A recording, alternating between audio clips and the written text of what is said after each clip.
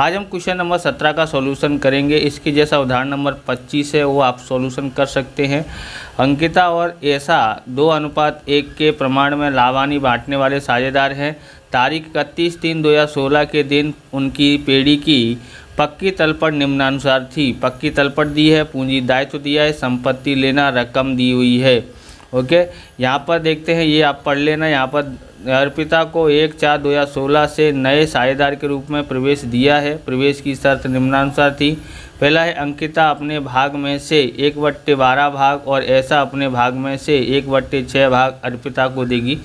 यहाँ मैं से लिखा हो तो मैं से लिखा हो, मतलब इसमें हमको त्याग का अनुपात ज्ञात करने की ज़रूरत नहीं है। बराबर, इसका अंकिता का त्याग 1/12 है और इसका त्याग 1/6, हर समान कर लेंगे। ओके, और इन दोनों के जोड़ेंगे तो इसका क्या बोलते हैं, इसका भाग आ जाएगा किसका, अंकिता का। बराबर, सॉरी, उसका आ जाएगा। तीसरा कौन है, अर्पिता, अर्पिता को प्राप्त हो जाएगा। ओके, दूसरा है, यही ज्ञात करना है, तकलीफदायक है, इसी को ध्यान से समझना है। अर्पिता अपने भाग के अनुसार प्रमाणसर पूंजी लेके आएगी। बराबर, इसको टोटल करेंगे, उसके अनुसार इसको ज्ञात करेंगे।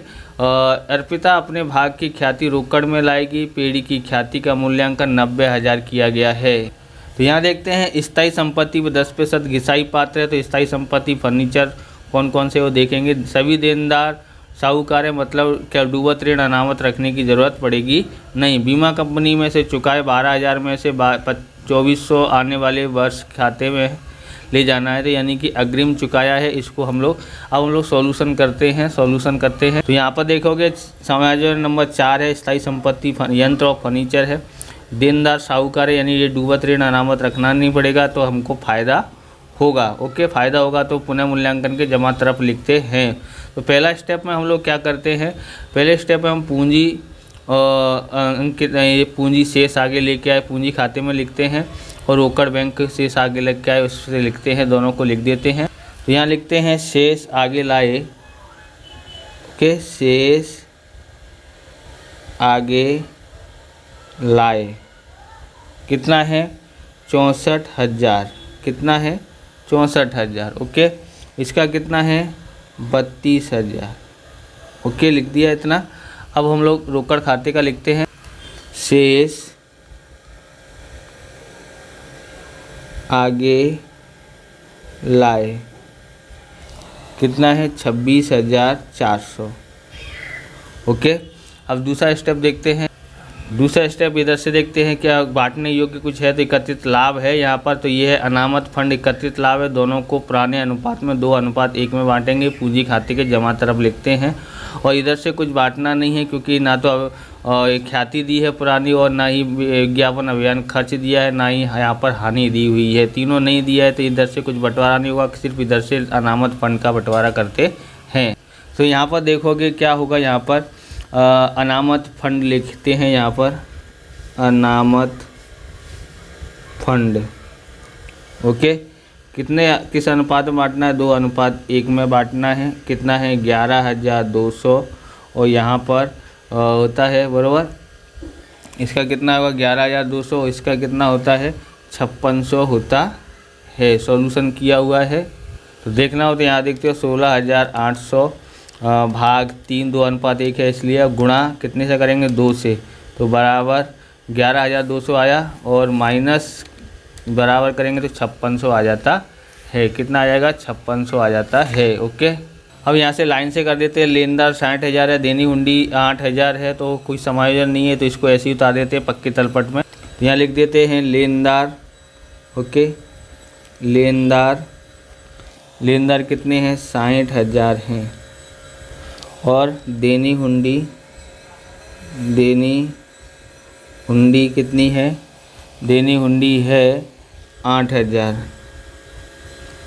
ओके, अब आगे देखते हैं। तो यहाँ देखते हैं, तो यहाँ पर देखोगे इस साइड में यंत्र और फर्नीचर पर 10%, यानी इसे स्थायी संपत्ति पर 10% की घिसाई गिननी है। समायोजन नंबर 4 दिया है, तो दोनों पर क्या बोलते हैं, घिसाई गिनते हैं। ओके, इन दोनों का करते हैं। इसका 64,000 है, इसका 40,000 है। अब यहाँ पर देखोगे लिखते हैं, यहाँ पर यंत्र कितना है, 64,000 का है। यहाँ पर माइनस घिसाई कितना है, 10% है। 10% है कितना आएगा 6400 आता है। ओके 6400 घटाएंगे तो कितना आता है, यहाँ हो गया 600। ओके यहाँ रह गया 3 13 7 बचता है ना, 57,600 बचता है। फर्नीचर का करते हैं। फर्नीचर कितने का है तो 40,000 का है। ओके घिसाई गिनते हैं। घिसाई कितने प्रतिशत है तो 10% है। कितनी होती है 4,000 होती है। कितना आएगा यहाँ पर 36,000 आता है। कितना आता है 36,000 आता है। ओके अब इसको पुनः मूल्यांकन खाते में लिखते हैं। तो घिसाई नुकसान गिना जाता है, इसलिए उधार साइड लिखेंगे। क्या लिखेंगे, यंत्र की घिसाई। खाता लिखना हो तो लिख सकते हैं, नहीं लिखना हो तो कोई बात नहीं। कितना है 6,400। यहाँ लिखते हैं फर्नीचर की घिसाई खाता कितना हो जाएगा 4,000 हो जाता है। ओके अब आगे देखते हैं। ओके तो इन सबको देख लेते हैं। यहाँ पर रोकड़ बैंक खाता तो हमने 26,400 लिख लिया। स्टॉक है 13,600। देनदार है तो देनदार 40,000 है। और साहू तो समायोजन नंबर 5 लिखा है तो सभी देनदार साहूकार है तो हमको ये डूबत ऋण अनामत रखने की ज़रूरत पड़ेगी नहीं, तो ये हमको फ़ायदा हुआ है। ओके तो ये 3200 हम लोग कहाँ लिखेंगे, पुनः मूल्यांकन के जमा तरफ, क्योंकि फ़ायदा हुआ है सभी क्या बोला पूरा पैसा मिल जाएगा। ओके यहाँ लिखते हैं स्टॉक खाता कितने का है 13,600 है। 13,600 और देनदार कितना है, देनदार 40,000 है। 40,000। ओके अब पुनः मूल्यांकन खाते में लिखते हैं। कितना लिखेंगे, डूबत ऋण अनामत कितना है 3200 है। ओके और आप इस प्रकार के वीडियो देखना चाहते हैं तो डिस्क्रिप्शन में आपको प्लेलिस्ट की लिंक मिल जाएगी अलग अलग चैप्टरों की, अकाउंट और स्टेट की, वहां से आप देख सकते हैं। और चैनल पर नए हैं तो चैनल को सब्सक्राइब करना, क्योंकि हम इस प्रकार के वीडियो आपके लिए बनाते रहते हैं। तो ये हमारे पास है बीमा प्रीमियम का, ये हो गया। ये देखते हैं बीमा प्रीमियम के 12,000 चुकाए थे पहले, तो इसकी एंट्री पहले कर दी थी। उसमें से 2400 आने वाले वर्ष के खाते में ले जाना, यानी हमने पहले से ही चुका दिया तो ये हमको फ़ायदा हुआ है, अब चुकाना नहीं पड़ेगा। तो इसको हम लोग लिखते हैं पक्की तलपट में और पुनः मूल्यांकन में। तो यहाँ लिखते हैं अग्रिम चुकाया बीमा प्रीमियम कितना है तो 2400 है। और क्या लिखेंगे, पुनः मूल्यांकन खाते में लिखते हैं अग्रिम चुकाया बीमा प्रीमियम। ओके कितना है तो वो है 2400 है। अब हम लोग और आगे देखते हैं। अब समायोजन नंबर 1 देखते हैं। अंकिता अपने भाग में से 1/12 भाग ऐसा और अपने भाग में से 1/6 भाग कौन तो अर्पिता को देगी। तो मैं से लिखा है इसलिए मतलब ये त्याग इनका ये है ही त्याग, बराबर। हमको हर समान करने की ज़रूरत है, दोनों के हर समान कर देते हैं और आगे करते हैं। तो यहाँ लिखते हैं अंकिता का त्याग। अंकिता का त्याग कितना है 1/12 है। अर्पिता का त्याग कितना है 1/6 है। तो दोनों का हर समान करने के लिए 2 से गुणा कर देते हैं, बराबर। 2 1 2 और 2 6 12, बराबर। त्याग का प्रमाण क्या हुआ है, अर्पिता और अंकिता और अर्पिता का 1:2 हुआ है। क्या हुआ है 1:2। कितना हुआ है 1:2 है। ओके अब हम लोग यहाँ पर ज्ञात क्या करेंगे, अर्पिता का भाग ज्ञात करते हैं। अर्पिता का सॉरी ये ऐसा का है ना, अर्पिता, अंकिता और ऐसा का है, ऐसा। ओके, अर्पिता का निकालते, अर्पिता का भाग बराबर कितना है, तो इसने दिया है 1/12, इसने दिया है 2/, ऐसा ने दिया है 2/12, हर समान है तो 2 और 1 3, 3/12, तो 3 एकन 3 और 3 चौक 12, 1/4 भाग है। तो इससे ख्याति ज्ञात कर सकते हैं। तो यहाँ पर लिखते हैं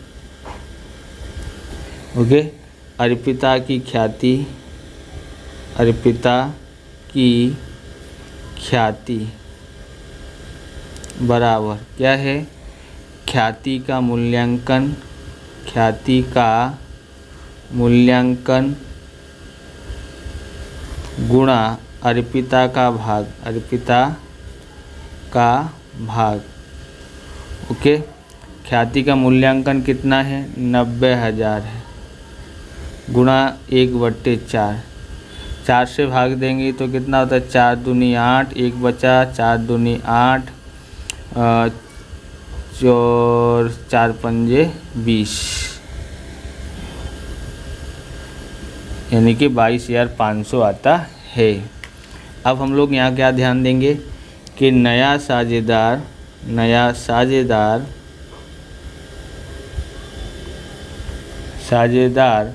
रोकड़ में, बराबर, तीसरा समायोजन है ना, अभी दूसरा नहीं कर रहे, तीसरा कर रहे हैं। अर्पिता अपने भाग में से ख्याति रोकड़ में लाएगी, तो उसका हम लोग कर रहे हैं नया साझेदार रोकड़ में ख्याति लाए तब, ख्याति लाए तब। ओके, तो इसका क्या होता है, पहली रोकड़ खाता उधार, रोकड़ खाता उधार 22,500 और ख्याति का प्रीमियम खाता, खाते का कितना है, 22,500। ओके, दूसरा क्या होगा कि इसी को लिखेंगे ख्याति का प्रीमियम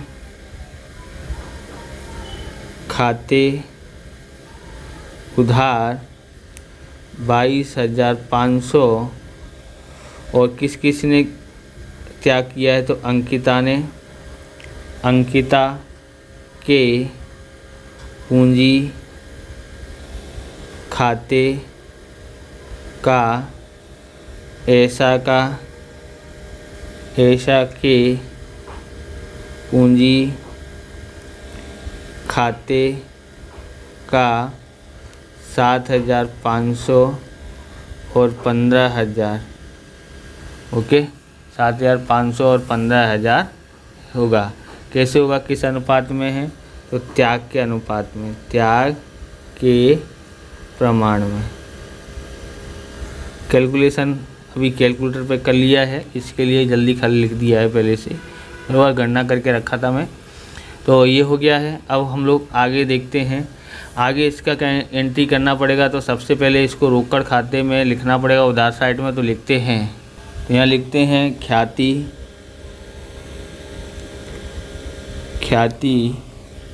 का प्रीमियम खाता कितना है, 22,500। कितना करना है, 22,500 करना है। ओके, अब इसको देखते हैं। यहाँ पर ख्याति का प्रीमियम लिखा है, पूंजी खाते में लिखेंगे ख्याति का प्रीमियम खाता, ख्याति का प्रीमियम खाता लिखेंगे तो कहाँ कहाँ लिखेंगे, किस किस के में, तो ये अंकिता के में, और किस में लिखना पड़ेगा, ऐसा के में लिखना पड़ेगा। ओके, तो यहाँ लिखते हैं ख्याति का प्रीमियम खाता, प्रीमियम खाता कितना है, तो 7,500। ओके, 7,500 इसके भाग में और 15,000 इसके भाग में। ओके, अब हम लोग आगे देखते हैं।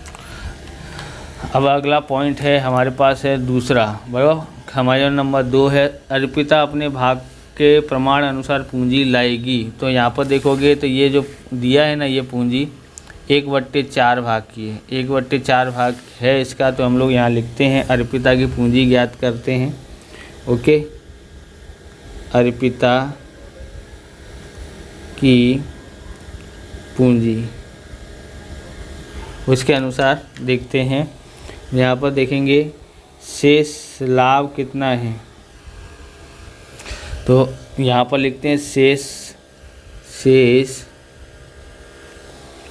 लाभ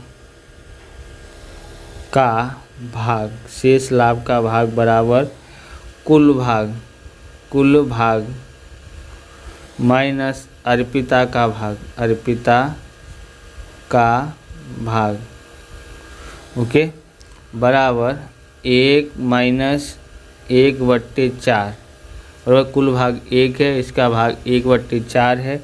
करते हैं 4 एकन 4 माइनस 1/4, 4 में से 1 गया तो 3/4, शेष भाग इतना है। यहाँ लिखते हैं शेष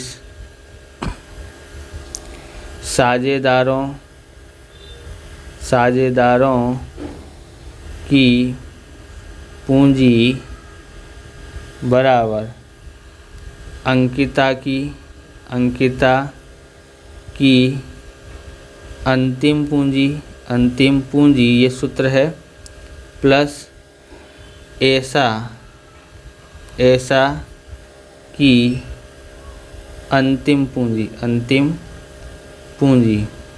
तो हमको तो पता नहीं है, तो अंतिम पूंजी ज्ञात करनी पड़ेगी तब ये होगा। तो हम लोग अंतिम पूंजी ज्ञात करने के लिए सबसे पहले कौन सा खाता बंद करना पड़ेगा तो हमको ये खाता बंद करना पड़ेगा। यहाँ पर देखते हैं कहाँ पर टोटल ज़्यादा होता है। तो इसका टोटल देखोगे तो कहाँ हो रहा है ज़्यादा, इसका हो रहा है 10,400 होता है। कितना होता है? 10,400। ओके, यहाँ लिखते हैं 10,400। अब 10,400 में हमको कितना घटाना, 10,400 माइनस 3200 घटाते हैं, माइनस 2400 करते हैं, तो हमारे पास आता है 4800। कितना आता है? 4800 इधर साइड आता है। तो ये हमने ज्ञात किया हुआ है। यहाँ लिखते हैं 10,400। ओके, क्या लिखते हैं? हानि और पूंजी खाता कहाँ ले जाएंगे? पूंजी खाते में। किस अनुपात में? 2:1। तो 4800 में हम लोग क्या करते हैं, 4800 में हमको भाग देना है 3 से भाग देते हैं तो कितना आता है? 1600। 1600 गुणा 2 कितना आता है? 3200 आता है। 3200 माइनस कर दो, बराबर लगा दो, तो कितना आ जाएगा? 1600 आता है। तो यहाँ लिखेंगे अंकिता, किसका है? अंकिता का। यहाँ किसका है? ऐसा का। अंकिता और ऐसा का लिख दिया है, बराबर। अब इसको यहाँ पर लेके जाएंगे, इधर साइड आएगा, बराबर। यहाँ लिखते हैं पुनः मूल्यांकन खाता।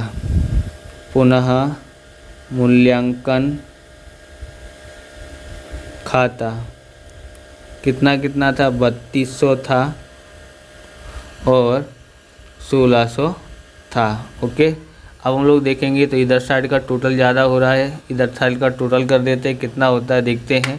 तो यहाँ दिया है 6400 प्लस 64,000 दिया, 64,000 प्लस 11,200 प्लस 7,500, कितना होता है? 82,700 होता है।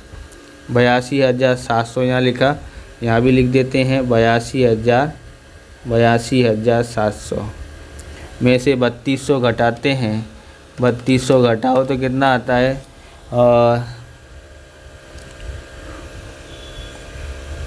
79,000। कितना आता है? 79,000 या 79 बोलते हैं शुद्ध में, 79,500। ओके, तो इसके आ गया है। तो ये क्या ज्ञात किया है? शेष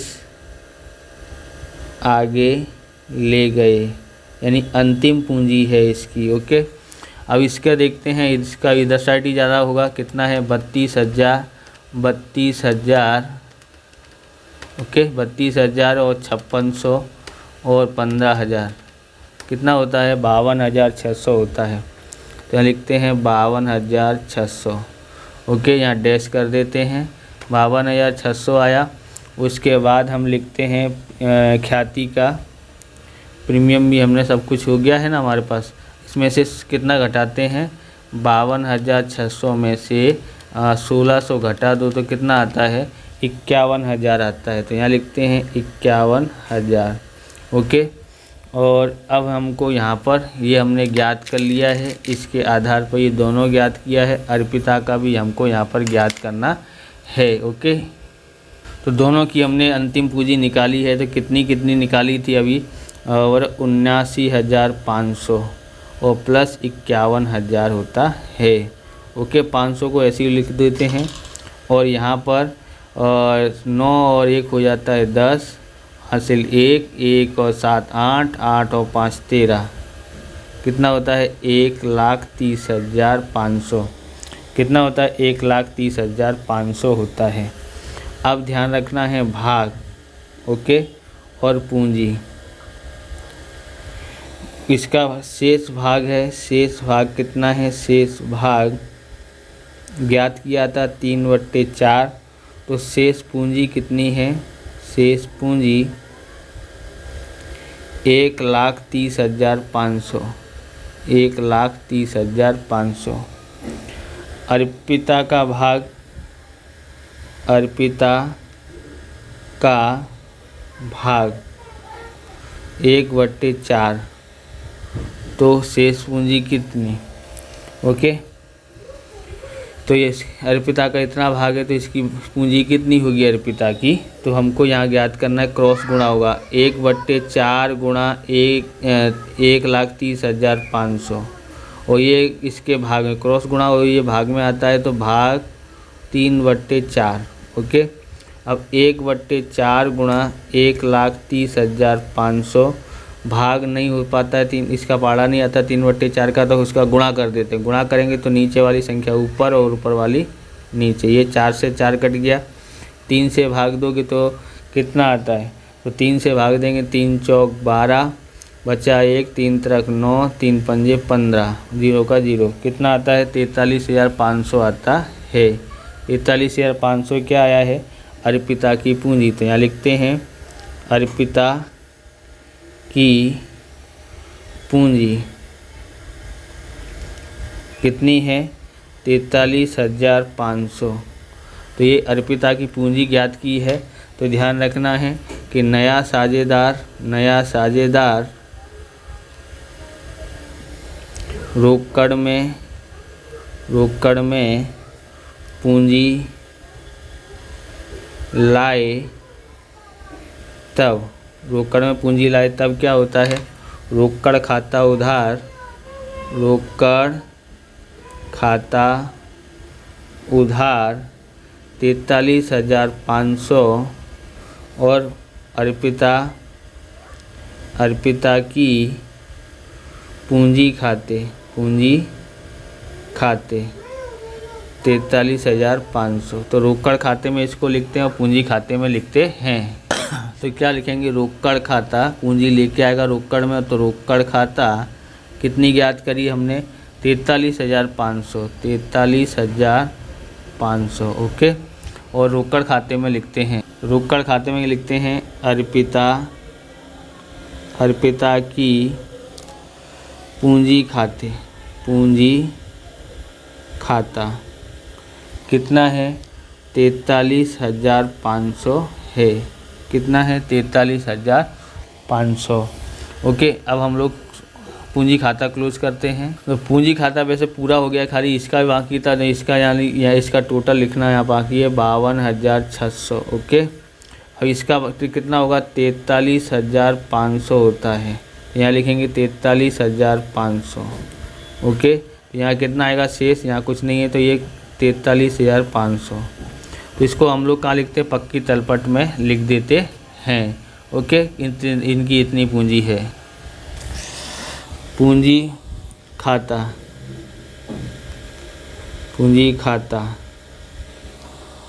तो अंकिता अंकिता है 79,500। ऐसा का कितना है 51,500। ओके 51,000 है, सॉरी। ओके और अर्पिता का कितना है 43,500 है। तीनों को जोड़ लेता हूँ, कितना होता है बराबर, तो 79,500 प्लस 43,500 1,74,000 कितना होता है 1,74,000 होता है। ओके अब यहाँ पर करते हैं, इसका टोटल मारते हैं। इधर तो कुछ है ही नहीं, यहाँ लिखते हैं 26,400 प्लस 22,500 और 43,500, इसका कितना होता है 92,400 होता है। 92,400 होता है कि 92,400।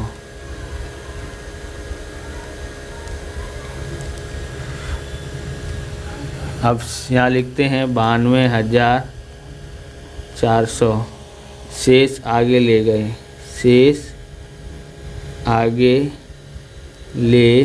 गए, इसको क्या लिखेंगे, पक्की तलपट में लिखते हैं। क्या लिखेंगे, रोकड़ बैंक खाता या बैंक खाता कितना आया है 92,400। ओके इन सब का मैं टोटल कर लेता हूँ, कितना होता है देख लेते हैं। तो इनका टोटल आया है 2,42,000। इस प्रकार से ये वीडियो पूरा होता है। अगर आपको हमारा वीडियो अच्छा लगे तो लाइक करें, शेयर करें, कमेंट करें। चैनल पर नए चैनल को सब्सक्राइब करें। मिलते हैं नेक्स्ट वीडियो में। जय हिंद, जय भारत, वंदे मातरम।